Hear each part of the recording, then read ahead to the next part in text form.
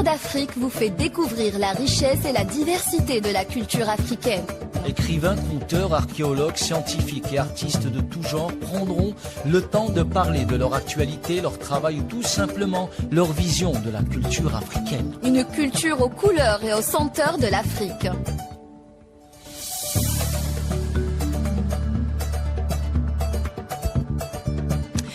Mbote Africa, Inakoana, Hauni Sogoma, Djambo, bonjour l'Afrique. Aujourd'hui, nous allons vous parler de l'Algérie, un pays qui regorge d'histoires passionnantes et de trésors culturels. L'Algérie est située en Afrique du Nord et possède une riche histoire qui remonte à des milliers d'années. De l'époque des Berbères à la colonisation française et à son indépendance, l'Algérie a traversé des périodes de lutte et de résilience qui ont façonné son identité unique.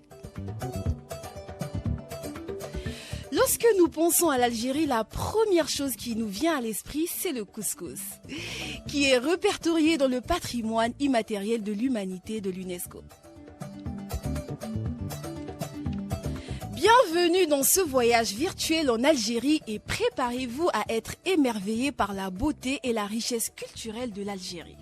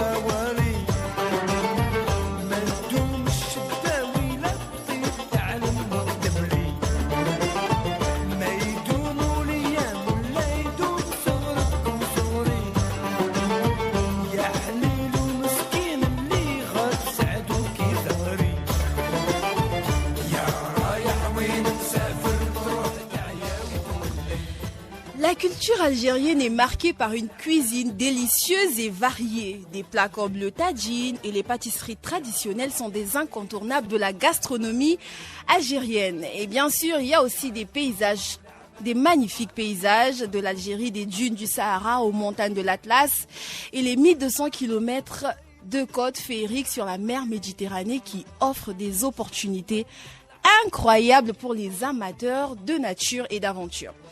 Alors, je ne serai pas seule pour cette émission. Je suis accompagnée de Samuel Akizimana du Burundi. Bonjour Samuel.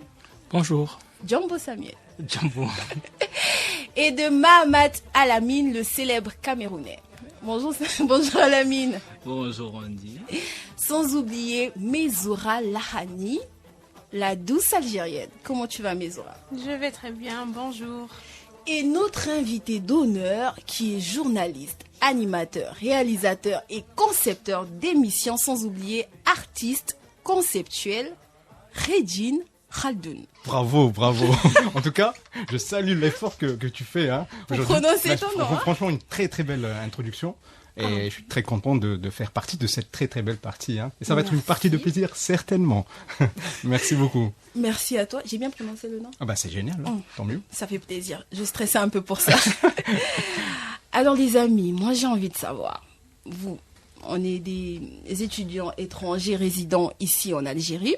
Je parle pour Alamine et Samuel. Qu'est-ce qui vous attire le plus dans la culture et l'histoire de l'Algérie? Alamine, l'expert algérien camerounais. On t'écoute.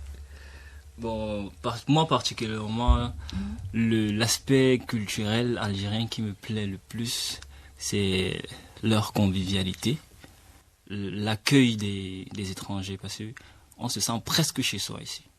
Ouais. La preuve, déjà ici à la radio, on est là comme chez nous, on est traité comme des enfants de la maison. Ouais. Et un autre aspect, c'est... Bon, je vais aller directement à la bouffe, à l'aspect culinaire. On sent que tu aimes manger, hein? Oui, bien sûr. Et surtout, ils ont des mets très typiques, là, et très, très bons aussi. On peut comprendre pourquoi il est expert. Il a répondu. Moi, pour répondre à ça, oui, c'est vrai que moi, je peux dire, je ne le dis pas pour le dire, mais j'ai dit par expérience, l'hospitalité. Et je l'ai dit, par exemple, sur ce plateau, en dehors, en parlant déjà, il y a Redine qui est là, il y a Mesora qui est là. Moi, je l'ai dit par expérience sur ce que j'ai vécu. Cet accueil que j'ai reçu à travers eux, c'était incroyable. Avec Mesora, je ne veux pas le dire, c'est au-delà de ça, mais même avec Redine, surtout le côté où il veut te faire partager son sentiment et son amour pour son pays. À tel point que cette culture-là de partager, que tu puisses comprendre, et en retour, ils veulent apprendre aussi de toi. Ça fait combien de temps déjà que tu es là? Ça fait 5 ans que je suis en Algérie, 5 ans de pur bonheur. Ah, et toi, Alami? Moi également, c'est ma 5e année ici en Algérie, 5 ans de bonheur. Quelquefois. Quelle révélation aujourd'hui, hein? Surtout côté manger, parce qu'il a on voit bien qu'il y a des gourmands aujourd'hui. Et qu'est-ce que vous pouvez nous dire sur l'histoire de l'Algérie? Qu'est-ce que vous avez appris de son histoire? Bon, par rapport à l'histoire de l'Algérie, déjà, la particularité des Algériens, c'est qu'ils connaissent leur histoire. Ils sont attachés à leur histoire, attachés à leurs valeurs. Donc, tu es ami avec un Algérien, tôt ou tard, il va te parler de ça. Moi, par exemple, je fréquente beaucoup d'Algériens, comme je suis dans le milieu du sport et tout. Pratiquement à chaque rencontre avec des amis, toujours en train de m'expliquer ce qui s'est passé pendant la guerre, pendant les colonisations et tout. Donc, ils sont très attachés à leur culture, très attachés à leur histoire, et ils savent ce qu'ils ont vécu. C'est pour ça que le peuple algérien est très fier. Bon, c'est un peuple fier. C'est un peuple très fier, parce qu'ils ont lutté pour être ce qu'ils sont aujourd'hui. Oui, Samuel? Moi, il y a une chose qui m'a marqué en Algérie, je me rappelle, c'est quand j'avais vu un petit enfant porter le drapeau. C'est là où, vous savez, c'est là où on comprend cette phrase qu'on entend partout en disant la Mecque des révolutions. Mais c'est vrai, le côté où on voit que l'histoire est inculquée à l'enfant dès le bas âge. C'est-à-dire que l'enfant, il doit comprendre, il doit savoir d'où il vient, qu'il y a des gens qui se sont battus pour qu'il y ait cette liberté et qui puissent transmettre à la génération. Donc on voit la continuité de cette génération qui est là. C'est-à-dire que moi, ça m'a tellement touché, je me disais... Les gens ne se rendent pas compte parce que les Algériens voient ça, c'est habituel. Mais nous, en tant qu'étrangers, quand on voit ça, il y a une image qui est donnée par là en disant il y a cette identité qui est transmise. C'est fort de voir un enfant qui a 5 ans a porté un drapeau, 6 ans, 5 ans, tu l'as remarqué toi aussi, porter le drapeau, il est fier et il marche dans la rue étant fier. Et il y a une blague aussi, je vais le partager, une des choses qu'on aime dire, Lamine, je pense toi aussi tu entends ça, c'est-à-dire que dans tout ce qui est football, parce qu'on est passionné de football, si on regarde des matchs, peu importe où, tu vas voir le drapeau algérien. Partout. Dans tous les matchs, surtout les équipes nationales, quand ils font par exemple le tour des gradins pour montrer de temps à autre les spectateurs, un Algérien va sortir avec un drapeau. D'accord, on voit que notre invité d'honneur a quelque chose à ajouter. Je ne sais pas, je me pose la question, je pose la question à Mesora, qu'est-ce qu'on peut rajouter? Parce que là, ils ont tout dit. Et on voit qu'ils se sont algérianisés, ils sont algériens d'adoption, et ça c'est génial. Ben justement, quand on voit ça, Mazora, moi je me pose cette question. Donc au final, ce trait de caractère, et au final africain aussi, cette hospitalité, cet accueil. Hein, Exactement. On accueille, mais davantage. Oui, c'est des aspects qu'on partage dans toutes les cultures africaines généralement. C'est très important. Mais comme ils ont souligné aussi, au-delà de l'engagement social et politique des Algériens, il y a aussi cette culture qui est variée, qui est très riche. Et voire même parfois, c'est la culture qui rapproche les populations, les nations, et ça, c'est très important. Oui, d'ailleurs, en parlant de ça, on a déjà vécu un moment pareil avec Samuel aussi, quand on était à la Casbah, quand on avait dans le cadre du tournage de mon émission Le Jazair. Exactement. Voilà. Oui, on avait vu certains objets qu'on trouve en Algérie, qu'on trouve aussi au Burundi. Donc c'est des cultures qui se partagent. Là, je dirais que l'Afrique, elle est, on partage principalement les mêmes valeurs et les mêmes traditions et c'est presque la même culture aussi. Peut-être la particularité de l'Algérie, parce que c'est pas moi qui le dis, mais je reprends ça. On dit que c'est un petit continent, à vrai dire, au final. Pourquoi? Parce que de par la composante. Ah, il faut pas dire ça. Il y a le continent qui est là. La mine là, il va commencer à sauter. Et ça, c'est de par la composante qu'on trouve tribale de l'Algérie, du peuple algérien. Donc, quand on voyage d'une région à une autre, d'une ville à une autre, on a un changement de dialecte, on a un changement de vêtements, l'art culinaire est varié. Seulement, il y a quelque chose qui réunit toute cette population. Parlons de l'art culinaire, justement. Oui. J'ai envie de poser une question à mes deux camarades. Quels sont les plats traditionnels algériens que vous pourriez recommander à ceux qui souhaitent découvrir la cuisine du pays? Le couscous algérien. Oh. Après, il n'y a pas que le couscous. Non, il n'y a pas que le couscous. Mais l'Algérie est reconnue pour son couscous. La variété de couscous en allant d'une ville à une autre, l'Est, l'Ouest, le Centre, le Sud, les hauts plateaux, donc ça diffère dans la préparation, dans les ingrédients qu'on rajoute, dans les épices, dans la préparation de la sauce. Parce que quand on dit couscous, c'est global, mais après dans le couscous lui-même, il y a plusieurs sortes de couscous. Il y a certains couscous, il n'y a pas encore goûté. Moi, j'ai vu du couscous comme si c'est marron, c'est noir ou c'est pas... parce qu'à base de blé, à base d'orge, donc ça diffère d'une région à une autre. Moi, je vais rebondir sur une chose parce qu'on a parlé beaucoup de couscous, mais moi, ce plat aussi, je l'aime beaucoup, c'est rechta. C'est la sorte de pâte. Ça là, si tu entends rechta, tu entends le poulet dedans, tu vas comprendre que ça mais blague après, pas. il y a les bourrecs aussi. Il y a les bourrecs, Donc, le loubia, il y a le shakshuka. Ça, c'est ce que tu aimes, toi, on dit. Oui, elle est partisan du bourrec. Moi, je suis partisan du couscous et du rechta. Mais l'oubia, je peux pas oublier parce que, franchement, moi, je vais c'est le plat de bienvenue quand on arrive ici. Moi, je vais rebondir sur une chose parce que, étant burundais, l'aliment de base d'un burundais aussi, c'est le haricot. C'est-à-dire, c'est pour ça que je peux pas oublier le loubia parce que c'est un peu sacré pour un burundais. Ça te fait rappeler le Burundi. Mais attendez, vous parlez que des plats salés, mais on n'a pas parlé encore des côtés sucrés. On finit d'abord avec le salé, puis on entre dans le sucré. Il y a le couscous, la rechta comme Samuel l'a dit, et shakshuka. Shakshuka, oui. Shakshuka. Alors moi je pense qu'il ne faut pas oublier les zitoun. À l'huile d'olive, oui. C'est même pour le tagine. Le tagine aussi, c'est un plat reconnu de l'Algérie. Et c'est très bon. Le hadjoub. Le mhajab aussi. Il y a plusieurs plats, mais aussi je vais parler du côté sucré aussi. Il y a le makrout, il y a plusieurs. Ah oui, ce qui est pâtisserie fine, donc à base de miel, le ham lahlou, oui, ça, mais franchement, les cornes de gazelle, les épates aujourd'hui, non, franchement. Pendant le Ramadan, vous avez eu le temps de goûter à tout ça. Pendant le Ramadan, l'ahlam lahlou. L'ahlam lahlou, je prends un bol entier.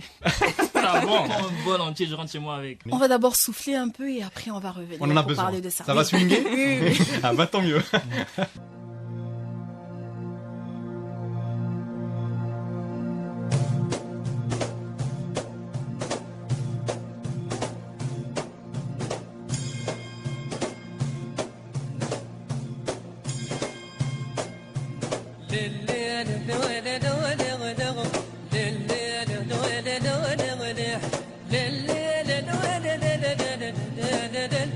هم جاو حبابي وجيران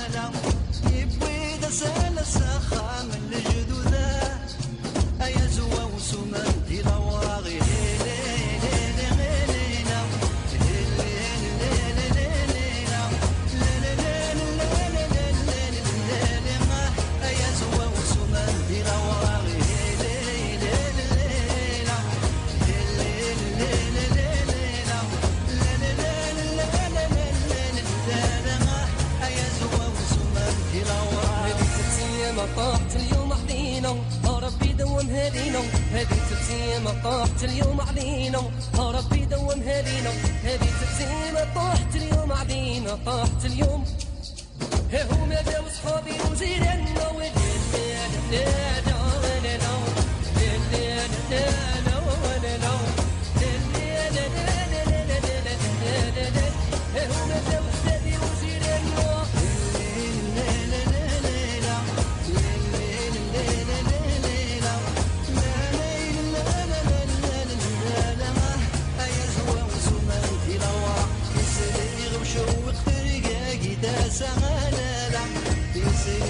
شوق فرقاقي داس على العب وملا نغبر في قلونا غيسا السما أيا زوا وسومان ديلا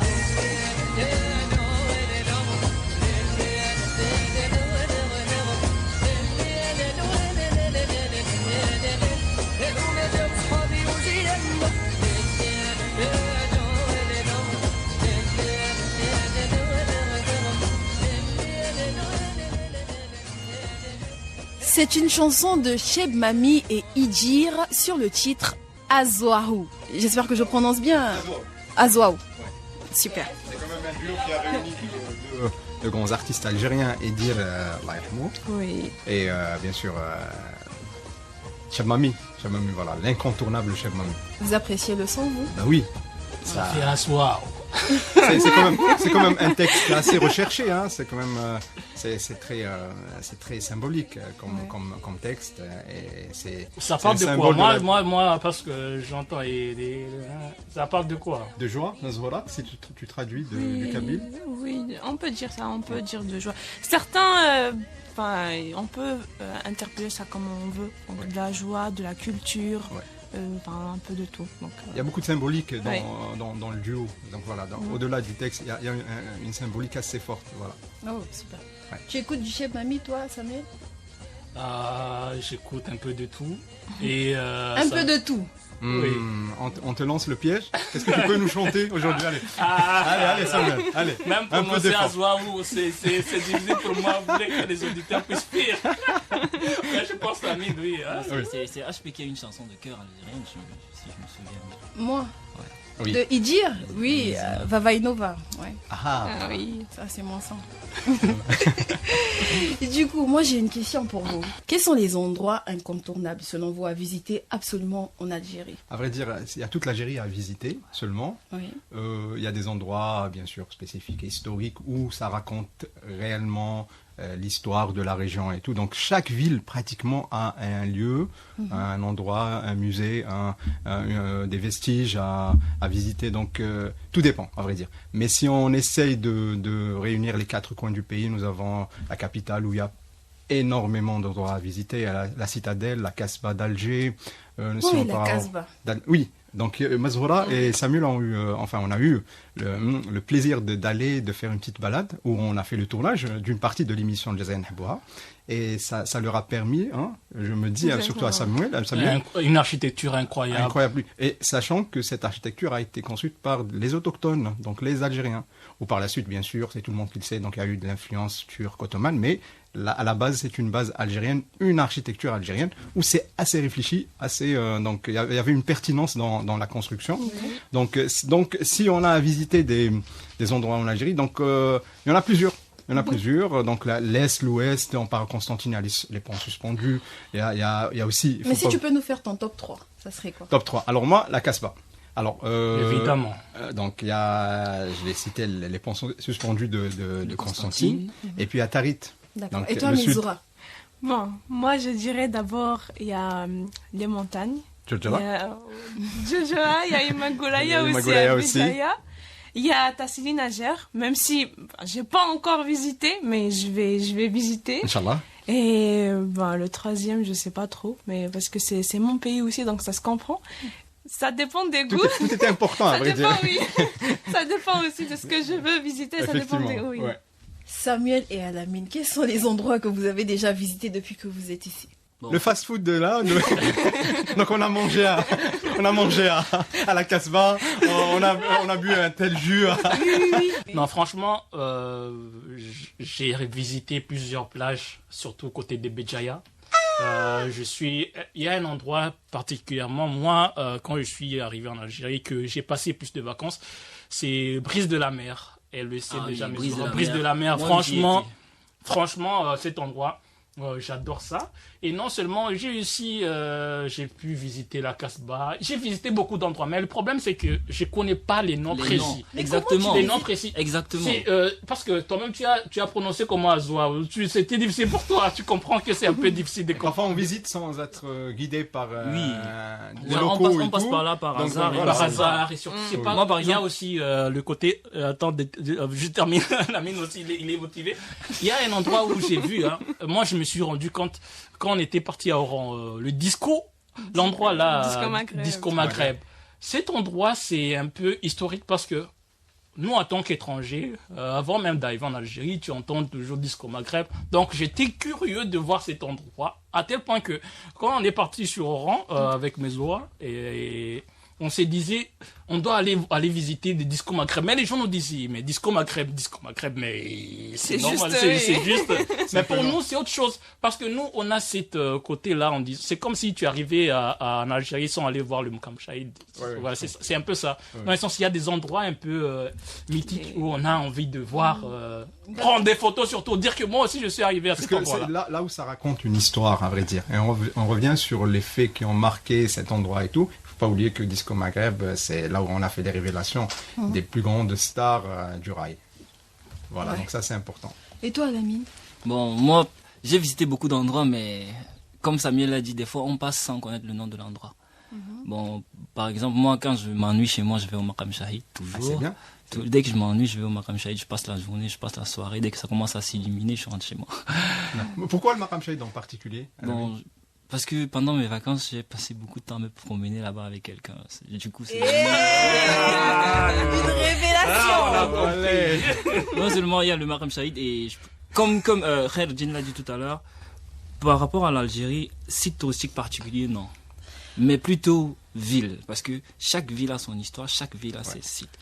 Actuellement, nous sommes à Alger et depuis tout à l'heure, je ne vous entends même pas parler du GRDDC. J'y étais. Il y a la Grande Poste. Ouais. Là, c'est les coups de cœur de Notre-Dame d'Afrique. Ouais, mais c'est bien. Ouais, par exemple, la cathédrale Notre-Dame, je suis passé devant plusieurs fois sans savoir ce que j'étais. Le palais du présidentiel, je suis passé devant sans savoir qu'il était derrière moi, tout le temps. Mais il y a une chose, Khéline, que j'ai remarqué ici en Algérie, c'est que dans chaque ville, chaque ville a ses vêtements traditionnels. Oui, effectivement. Effectivement, donc quand on parle d'art culinaire, quand on parle de dialecte, on ne peut pas oublier, bien sûr, le vêtement traditionnel algérien. Parce que aussi, ça fait partie de la construction de cette identité algérienne. Donc, quand on est au centre, à la capitale, nous avons un certain style de vêtements, kalakou, voilà, et j'en passe. Quand on est du côté de l'Est, on a le melfa, on a la robe, constantinoise. Donc ça, pourquoi ça marque, à vrai dire, l'histoire. Et dans tout ça, il y a l'homme qui est là. Et elle peut le confirmer, Mazoura. Donc ça, c'est un legs qu'on nous a laissé. Donc nos ancêtres, donc voilà, quand l'enfant, quand il est là, il grandit, donc on lui inculque ça. Spontanément, pas forcément dans un sens où on le conditionne, mais spontanément, il apprend, parce que de par les traditions qu'on perpétue.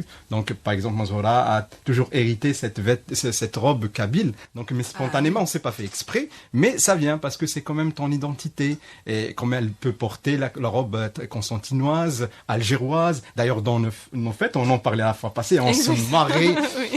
Les fêtes algériennes, c'est des défilés de mode. Je ne sais pas si vous le savez ou pas. Alors les mecs, ça va? Imaginons-vous les mecs. Elle porte 10 robes. Ça, c'est trop fort. Donc, il y a qu'à voir même pendant les mariages comment ça se passe. Hein. Oui, il faut vous convier. Donc voilà, c'est très important parce que ça, encore une fois, ça raconte une histoire. Oui. Ça raconte l'histoire d'une population, ça raconte une histoire d'une cohabitation. Ça, c'est le plus important. Et dans les mariages algériens, on revient sur ces villes, sur ce bel exemple de cohabitation à travers donc le vêtement qui est porté par la mariée et voire même toutes les familles. Bien sûr, on dit, je te verrai bien avec une tenue. Qu'est-ce qu'elle peut porter, on dit pas. La robe kabyle. Wow. La robe kabyle.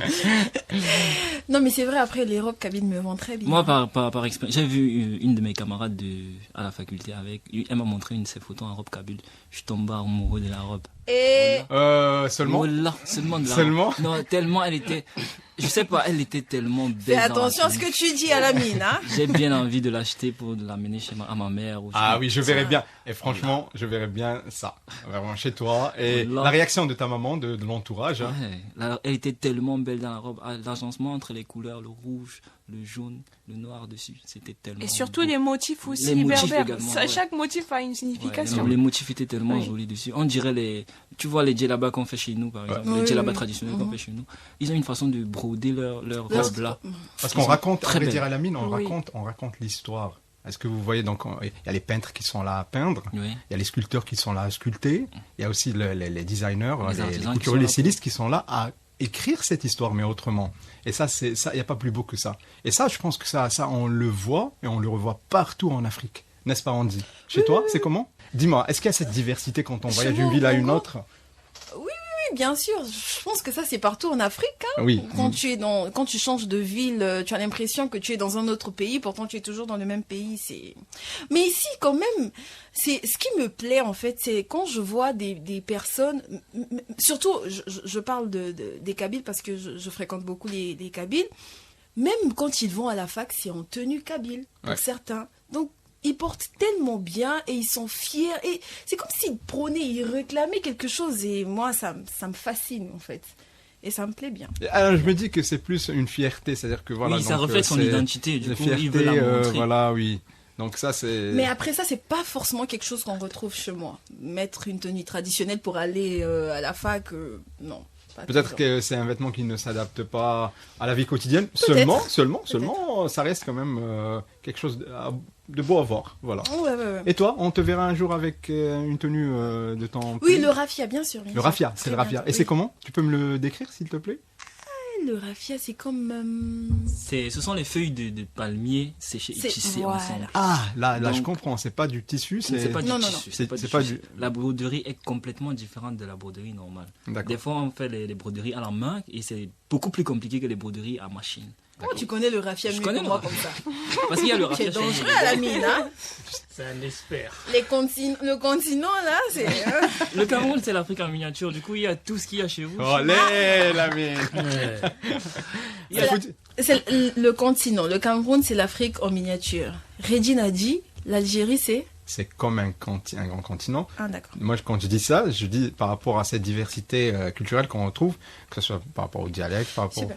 Tout à l'heure, Edine, tu parlais de l'art. Moi, je suis un peu curieuse de savoir comment est-ce que les Algériens s'expriment à travers l'art. Bon, quand on parle d'art, on évoque plusieurs disciplines, bien sûr. Oui. On est tous d'accord. Donc, il y a de la musique, il y a le poème, il y a le chant, enfin, il y a les arts plastiques. On va parler de ton domaine à toi. De mon domaine à moi. Parfait, d'accord.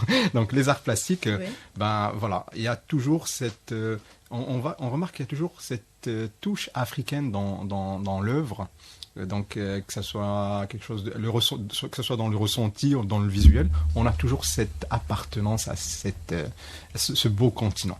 Donc, si on parle d'artistes algériens, donc de notre époque, donc je dis que c'est bien évidemment donc l'art contemporain qui prend le dessus. Mais si on revient sur les fondateurs de l'art algérien, donc dans le classique, où je ne peux pas ne pas citer Siakhem, je ne peux pas ne pas citer Beya, l'incontournable Beya, qui est une des fondatrices de l'art naïf algérien. Voilà, donc qui a rencontré Picasso. Vous connaissez? Oui. Beya Mahieddine. Donc c'est l'une des fondatrices de l'art naïf algérien. Ils n'auront pas droit au passeport algérien parce qu'ils... Ni à la baklawa d'ailleurs. Allez. Ah, regarde les visages. Bon, vous savez, dans cette émission, le temps passe tellement vite et nous sommes déjà à la fin de notre émission. Oui. Ah, on dit. Donc voilà, c'est ainsi que se termine la première partie de notre voyage vers l'Algérie. Nous avons exploré l'histoire, la délicieuse cuisine, les sites touristiques, les traditions culturelles et bien plus encore. Un grand merci à nos invités pour leurs précieuses contributions et merci à vous de nous avoir suivis. Rendez-vous la semaine prochaine pour la suite de notre voyage à travers l'Algérie. Merci les gars. Merci à toi. Merci, on Merci.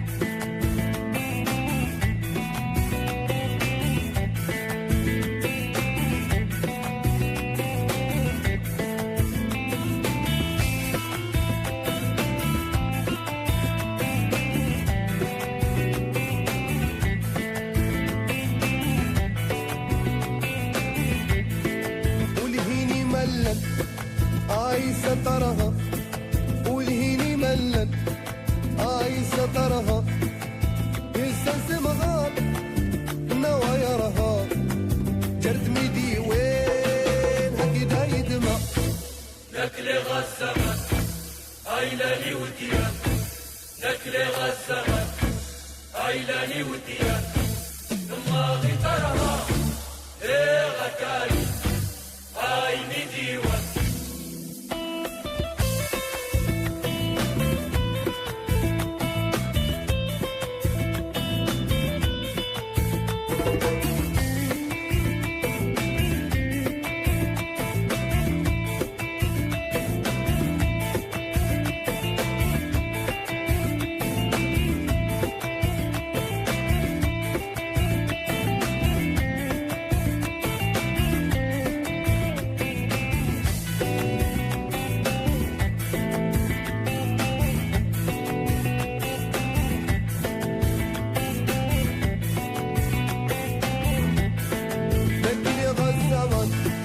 عيلاني وديان لكن غزمان عيلاني وديان لما غيطرها يا غقالين عيني ديوان لكن غزمان عيلاني وديان لكن